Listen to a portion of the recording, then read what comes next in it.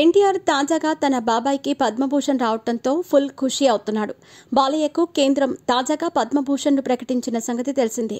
ఈ క్రమంలో టాలీవుడ్లోని ప్రముఖులంతా కూడా బాలయ్యకు కంగ్రాట్స్ చెబుతున్నారు.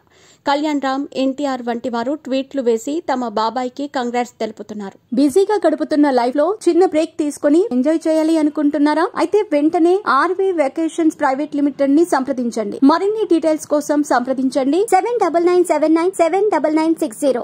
నందమూరి బాలకృష్ణకు కేంద్రం పద్మభూషణ్ ను ప్రకటించిన సంగతి తెలిసిందే. ఈ క్రమంలో ఎన్టీఆర్, కళ్యాణ్ రామ్ ట్వీట్లు వేశారు. బాబాయ్ కంగ్రాట్స్ అంటూ సంబరపడిపోయారు.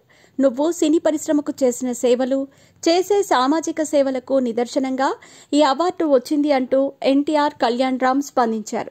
వీరు వేసిన ట్వీట్లతో నందమూరి అభిమానులు ఫుల్ ఖుషి అవుతున్నారు.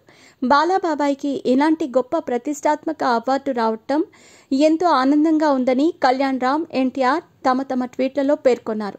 ఇక బాలయ్యకు వచ్చిన ఈ పురస్కారం పట్ల టాలీవుడ్ ప్రముఖులు సంతోషాన్ని వ్యక్తం చేస్తున్నారు. దర్శక, నిర్మాతలు, ప్రొడక్షన్ కంపెనీలు కూడా బాలయ్యకు విషెస్ చెబుతూ ట్వీట్లు వేస్తున్నారు. నాగవంశీ అయితే ఎగిరి గంతులు వేస్తున్నట్టుగా ఉన్నారు. ఎప్పటిలానే మీరు అన్స్టాపబుల్, మీరు మా గాడ్ ఆఫ్ మాస్ అంటూ ఇలాంటివి ఇంకెన్నో రావాలి అంటూ నాగవంశీ ట్వీట్ వేశాడు. తమనైతే ఈ పురస్కారం రావటం పట్ల తెగ ఆనందపడిపోతున్నాడు. బాలయ్య బాబుకి ఈ పురస్కారం ఎంతగానో అర్హమైంది అంటూ రవితేజ ట్వీట్ వేశాడు.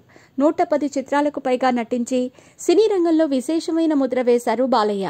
ఇక రాజకీయాల్లో చెరగని ముద్ర వేస్తున్నారు. బసవతారకం క్యాన్సర్ హాస్పిటల్ ద్వారా విశేషమైన సేవా కార్యక్రమాలను చేపడుతున్నారు. బాలయ్యకు ఈ పురస్కారం దక్కటం పట్ల నందమూరి అభిమానులు, టీడీపీ శ్రేణులు ఆనందాన్ని వ్యక్తం చేస్తున్నారు. బాలయ్యతో పాటుగా ఈ పద్మభూషణ్ పురస్కారాన్ని మరో 3 నటులకు కూడా కేంద్రం ప్రకటించింది. కన్నడ నుంచి అనంత్ నాగ్, తమిళం నుంచి అజిత్, శోభనకు ఈ పురస్కారం లభించింది.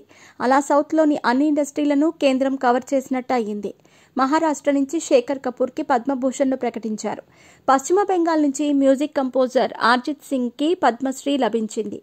ఏడాది ప్రకటించిన పద్మ అవార్డుల్లో సినిమా రంగానికి అధిక ప్రాధాన్యం ఇచ్చినట్టుగా కనిపిస్తోంది.